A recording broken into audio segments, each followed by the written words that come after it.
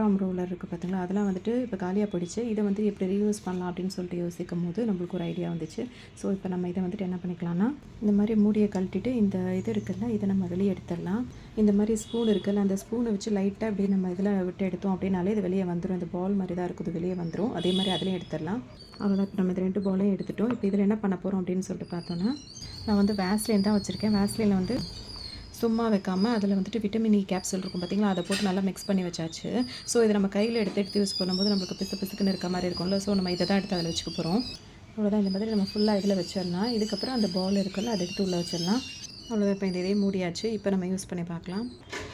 இப்போ அவ்வளோதான். இந்த மாதிரி வச்சுட்டு நம்ம இதை யூஸ் பண்ணிக்கலாம். இப்படி நம்ம தேய்ச்சிட்டோம்னாலே நல்லா தெரியும் உங்களுக்கு. இந்த மாதிரி அழகாக வருது பாருங்கள். இப்போ இந்த மாதிரி இருக்கும்போது இப்போ நம்ம வெயிலில் போகிறோம் வரும் அந்த டைமில் நம்ம யூஸ் பண்ணிக்கலாம். சில டைட்டாக இடுப்புக்கிட்ட நம்ம பாவாடை அது மாதிரி கட்டும் போது பேண்ட்லாம் போடும்போது நம்மளுக்கு ரொம்ப டைட்டாக இருக்குமா, ஸோ அங்கே ஒரு மாதிரி கடிக்கிற மாதிரி இருக்கும்ல, அப்போவும் இந்த மாதிரி தேய்ச்சா சரியாக போய்ட்டு ட்ரை பண்ணி பாருங்கள்.